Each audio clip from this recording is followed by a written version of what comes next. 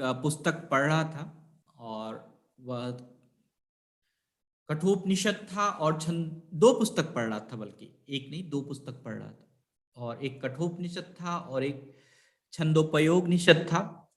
जो भी उपनिषद है या जो वेद है, इनमें जो भाषाएं हैं, इनमें जो बातें लिखी हुई है, वह मानव जीवन के उत्थान के लिए लिखी हुई है। लेकिन हम अगर उसको कंसंट्रेशन के साथ, अगर हम सद्भाव के साथ, अगर हम उस भाषा से जुड़ के अगर उसका सब समझ नहीं पाते हैं, तो क्या होता है कि हमें वह भारी लगता है और जिंदगी जो है कि लगता है कि बहुत ही कठिन है। लेकिन अगर जब हम उस भाषा को समझ लेते हैं, उस भाषा को आत्मसात कर लेते हैं, तो लगता है कि जिंदगी कितनी सरल है, जिंदगी को हमें समझने का रास्ता मिल जाता है। तो दोनों ही पुस्तकों में कल हमने ये जो चर्चाएं कर रहे थे कि ब्रह्मरंध्र क्या होता है, हमारे जो मनुष्य में अभी तक जो हम लोगों ने बात किया था कि मनुष्य का शरीर ही परमात्मा का जो आश्रय स्थल है। हम लोगों ने देखा कि हृदय में परमात्मा विराजते हैं। परमात्मा जो ये हमारा शरीर है, इसमें 11 दरवाजे हैं और इसमें जो है कि परमात्मा राज करते हैं। परमात्मा as a king of the your body है। तो इन सारे बातों का जो वर्णन था, वो बहुत ही विस्तृत रूप से था। और हम एक दिन दो दिन नहीं, अगर हम जिंदगी भर भी पढ़ते रह जाए तो वह हमारे लिए कम होगा, उसको जानना कम होगा। जैसे हम लोगों ने अभी फिलहाल इसी सत्र में हम लोगों ने बात किया है, जो मनुष्य में जो 11 दरवाजे हैं, जो हम लोग मंडे से सोमवार से शुरू किया इस सत्र में। इसमें हम लोगों ने बात किया था कि जो हमारा शरीर है, इसमें दो रूप है, एक स्थूल रूप है और एक सूक्ष्म रूप है। स्थूल रूप तो हम देख सकते हैं, उसको हम बड़े आराम से पहचान सकते हैं। जैसे आपका फिजिकल बॉडी है, आपका जो भौतिक रूप है, इसमें देख सकते हैं कि मुंह है, नाक है, कान है, हाथ है, पैर है, सब कुछ है। इसमें यह भी देख सकते हैं कि इसमें ज्ञानेंद्रियां हैं, कर्मेंद्रियां हैं, बहुत सब चीज है। हम इसमें देख सकते हैं कि हमारा जो ज्ञानेंद्रिय है, आंख, नाक, कान, त्वचा, इससे हमें ज्ञान मिलता है। हमारे सेंसेस हैं, इन सब चीजों का हमें आभास होता है। और ये हमारा क्या है, एक स्थूल शरीर है। जैसे हम इसको और एक एग्जाम्पल देते हैं। आप सभी कहते हैं कि हम विज्ञान के बारे में जानते हैं, विज्ञान की भाषा के बारे में जानते हैं। तो अगर हमें कोई, यहां पर जितने भी आज मैं देख रहा हूं कि 36 कैमराज है और इसमें 50 के करीब लोग होंगे आज सचेतन में। अगर हमें कोई बता दे कि इस मोबाइल के अंदर कितने नंबर ऑफ डिवाइसेस हैं, आप नहीं बता पाएंगे। आप सिर्फ ये बता पाएंगे कि ये कौन सा वर्जन है, इसमें क्या क्या फीचर्स है, क्या क्या चीज है। मतलब आप इसके जो स्थूल शरीर है, फिजिकल शरीर है, इसको आप सिर्फ और सिर्फ एक उपयोगिता के हिसाब से जानते हैं कि आपका क्या उपयोग है। तो वैसे ही हमारा जो स्थूल शरीर है, हम इसमें उपयोगिता जानते हैं कि इसका क्या, मुंह का क्या काम है, हाथ का क्या काम है, आंख का क्या काम है, नाक का क्या काम है। तो ये स्थूल शरीर सिर्फ और सिर्फ आपको उपयोगिता बता सकता है। लेकिन जब हम सूक्ष्म शरीर के बारे में बात करते हैं, तो सूक्ष्म शरीर इसके अति सूक्ष्म चीज को बता सकता है, जो कि स्थूल में इसका परिणाम, इस स्थूल में हम उसको देख ही नहीं सकते, उसको हम फिजिकली हम देख ही नहीं सकते। जैसे हमने कल चर्चा किया था कि बहुत ही आराम से चर्चा किया था कि बैकुंठ धाम है। हमने कल चर्चा किया था, स्टीफन हॉकिंग्स के ने कहा है कि एक क्या है, ब्लैक होल है। देखा किसी ने नहीं, बैकुंठ धाम किसी ने नहीं देखा है। मैंने बातचीत की थी कि एक जो है हमारी आकाश गंगा है, जिसमें कि असंख्य ब्रह्मांड है, जिसको कोई नहीं देखा है। जो ऐसी धारणाएं हैं, ऐसी बातों का जो ज्ञान है, वो सिर्फ और सिर्फ हमारे सूक्ष्म शरीर में ही पता चल सकता है। मतलब हमारे मन में, हमारे चिंतन में, हमारे सोच में। और जब हम सूक्ष्म शरीर के बारे में बात करते हैं, तो क्या होता है कि हमें लगता है कि वो चीज तो हमने कभी देखा ही नहीं, कभी उसका आत्मसात ही नहीं किया।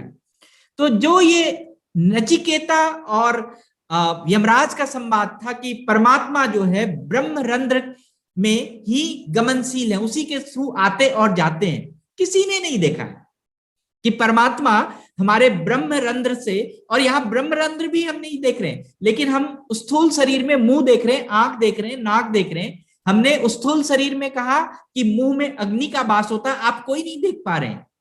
हमने कहा सूर्य जो है हमारे नेत्र में वास करते हैं, कोई नहीं देख पा रहे। ये जो है हमारा सूक्ष्म शरीर का, सूक्ष्म शरीर के बारे में। तो जो कल हमने दोनों वेद, दोनों उपनिषद के बारे में चर्चा की, ये सूक्ष्म शरीर की जो बातें हैं, सूक्ष्म शरीर के बारे में समझना, ये सबसे महत्वपूर्ण चीज है अपने आप को जानने के लिए। स्थूल शरीर से तो हम समझ सकते हैं, लेकिन सूक्ष्म शरीर से समझने के लिए हमें हर चीज को समझने के लिए बहुत ही सूक्ष्मता रूप से, बहुत ही तल्लीनता से इस बात को समझना होगा।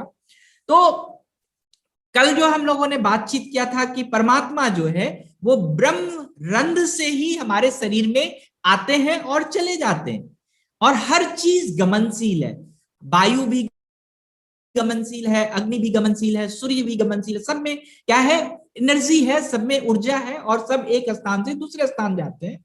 तो इसी तरह से ग्रंथों में भी ये बात कही गई कि जो जिस परमात्मा के बारे में हम चर्चा करते हैं वह भी एक स्थान से दूसरे स्थान तक जाता है, लेकिन उसका निवास स्थान आपके शरीर में है, आप उसको पहचान सकते हैं। उसमें भी हमने कल चर्चा की थी कि जब आप सच्चे मन से होते हैं, जब आपके मन में छल कपट नहीं होती है, जब आपकी मन की शून्यता होती है, जब आप बड़े आराम से परमात्मा से जुड़ना चाहते हैं, तब आप उसको समझ सकते हैं, तब उसको जान सकते हैं। तो जब हम इस बात को बड़े ही सूक्ष्म तरीके से समझने की कोशिश करते हैं, जब हम कहते हैं कि जो भी ब्रह्मरंध्र के द्वार के रास्ते ही मनुष्य को जीवन मिला, अब जब आत्मा हमारे शरीर में प्रवेश करेगी तभी तो हमें जीवन मिलेगा। तो ब्रह्मरंध्र जो है वह हमारे सिर के ऊपर एक बहुत ही सूक्ष्म बिंदु है।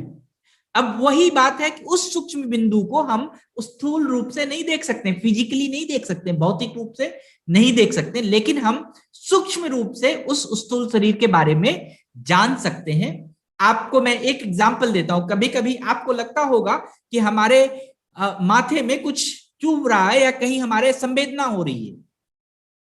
तो जब आप ये माथे में कहीं एक जगह संवेदना नहीं होती, किसी भी जगह संवेदना हो सकती है। आप जिस विषय में, जिस व्यक्ति के बारे में, जहां पर अगर आप अति चिंतन करने लगते हैं, घोर उसके बारे में चिंतन करने लगते हैं, तभी आपके माथे में संवेदना होती है।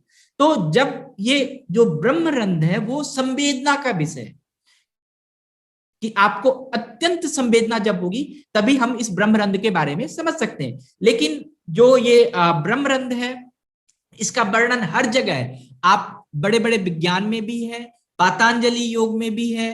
तो ब्रह्म का मतलब ही क्या होता है? परमात्मा। और रंध्र का मतलब होता है एक छेद या द्वार, आने जाने का रास्ता।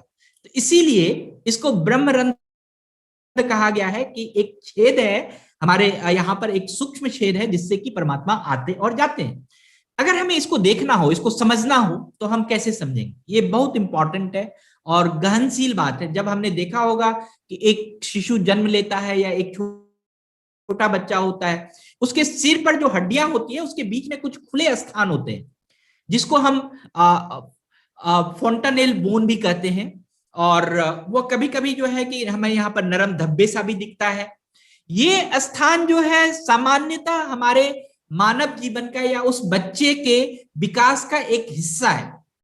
और वह हिस्सा कैसे है ये जानना होगा कि जो ये कपाल की हड्डी है, जो हमारे सिर की हड्डी है, इसको पूरा बहुत ही कठोर होने में कम से कम 12 से 18 महीने लग जाते हैं। अलग अलग स्थितियों में अलग अलग हो सकता है। फिर भी हम इसको हमेशा एक सामान्य जो हमारा डेवलपमेंट है, एक जो वृद्धि है हमारे उम्र के साथ, हमारे बचपन से अभी तक के साथ, उसको भी जोड़ सकते हैं कि जैसे जैसे हम बड़े होते हैं वैसे वैसे ये जो रंध्र है हमारा बढ़ता जाता है। लेकिन जब हम बच्चे में होते हैं तो ये रंध्र खुला हुआ होता है जिसको कि हम बड़े आराम से देख सकते हैं और वह महसूस भी कर सकते हैं। और आप यह देखिए कि उस बच्चे के जीवन के बाद उस बच्चे में विकास होता है। वह बच्चा क्या होता है, एक विकास की प्रक्रिया से गुजरता है, एक सामाजिक विकास की प्रक्रिया से गुजरता है, और उसमें वह तालमेल करता है, और वह तालमेल करते करते उसको 12 से 18 महीने लग जाते हैं, और उसके बाद वह समझ पाता है कि जो उस बच्चे को जागरूकता मिलती है, और वह बहुत सारे चीज को समझ पाता है, भेदभाव को समझ पाता है, वह अपनी मासूमियत धीरे धीरे धीरे खोना शुरू कर देता है, और धीरे धीरे जैसे जैसे बड़ा होता है वो बच्चा जो है धीरे धीरे मासूमियत खो जाता है। हम इसको दूसरे तरीके से देखें, क्या वह बच्चे का जीवन जो है वह अपने जीवन को जीने का विकल्प खुला रखता है कि क्या हमें यहाँ पर इस पृथ्वी पर जीना है या नहीं जीना है। और यह बहुत सारे ग्रंथों में इस बात की चर्चा की गई है, हर जगह चर्चा की गई है कि यह जो छेद है यह इसीलिए खुला रहता है कि जो बच्चे का जो जन्म हुआ है वह एक परम शक्ति के अधीन हुआ है, एक बहुत बड़ी जो अपार शक्ति है उसके अधीन हुआ है। बच्चा ऐसे ही इस पृथ्वी पर नहीं आ गया। तो अगर वह शक्ति के अधीन जन्म हुआ है, वह परमात्मा की शक्ति के अधीन जन्म हुआ हो या किसी भी शक्ति के अधीन जन्म हुआ हो, तो वह अपने आप को, वह जो शक्ति है वह अपने आप को परखती है कि हम इस पृथ्वी पर, इस दुनिया में हम रहने लायक हैं या नहीं, हम इस पृथ्वी पर अपने आप का सामंजस्य इकट्ठा कर सकते हैं कि नहीं, वह अपने आप को परखता है। और यह जो है जीवन की एक प्राकृतिक प्रक्रिया है, एक नेचुरल प्रोसेस है। और ये जो फोंटानेल बोन जो है, जिसको हम ब्रह्मरंध्र कहें, या इसको हमने कहा कि ये 12 से 18 महीने तक खुला रहता है, तो वह जो बच्चा है वो जिस शक्ति के अधीन है वह इस शरीर के अस्तित्व को ठीक ठीक से परखने की कोशिश करता है, क्या हम इस पृथ्वी पर हैं या नहीं, रह सकते हैं या नहीं रह सकते। अगर हम नहीं रह सकते हैं तो क्या होगा, हमारा रास्ता खुला हुआ है, हम यहां से जा सकते हैं, हम ये इस पृथ्वी को छोड़ सकते हैं। तो आपने जो सुना होगा एक कि बच्चे में भगवान का तत्व होता है, बच्चे भगवान होते हैं। बच्चे भगवान इसीलिए होते हैं कि उसके पास जो ये गमन करने की क्षमता है, एक स्थान से दूसरे स्थान को जाने की क्षमता है, वो अति तीव्र होती है।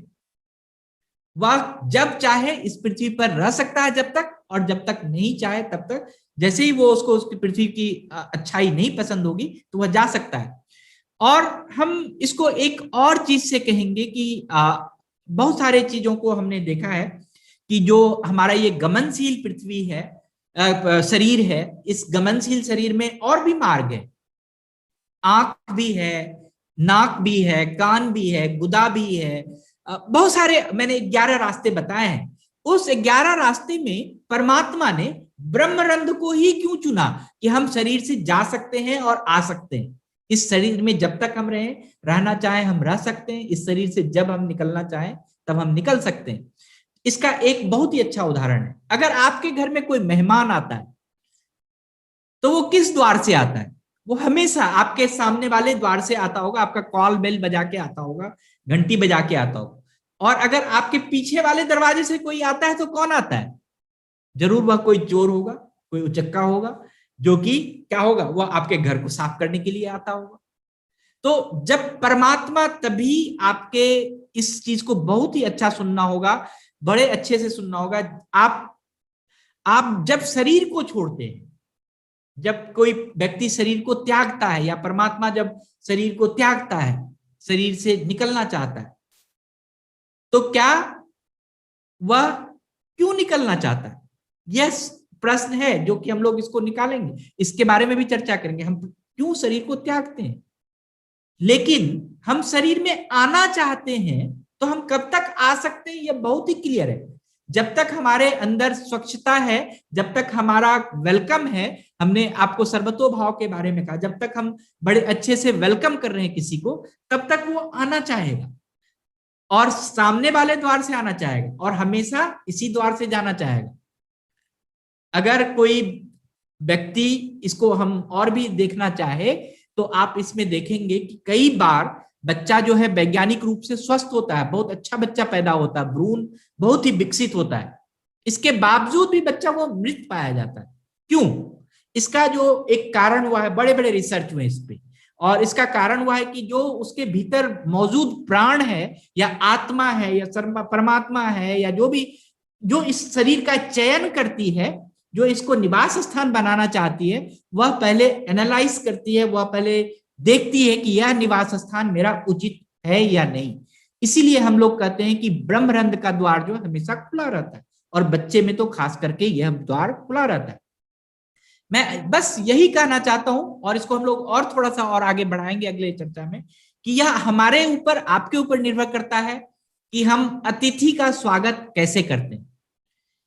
यह वही वजह है कि हम देखते हैं कि जो भारतीय संस्कृति है उसमें जो गर्भवती महिलाएं हैं उनकी गोद भराई होता है, उनके आसपास का माहौल खुश किया जाता है, सुगंधित किया जाता है, आध्यात्मिक बनाया जाता है, पोषक खाना दिया जाता है। इसलिए दिया जाता है कि जो उसका शरीर है उच्च कोटि के प्राणी का स्वागत के अनुकूल हो जाए, स्वागत की स्थिति में हो जाए, तभी वह बच्चे का अच्छे से स्वागत कर सकती है। तो यह सूक्ष्म विषय तो है, इस सूक्ष्म विषय को आपको थोड़ा सा मनन करना होगा, चिंतन करना होगा, और भी आगे हम लोग बातचीत करेंगे तो इससे आपको समझ में और भी अच्छा आएगा। तो आज के लिए बस इतना ही, धन्यवाद।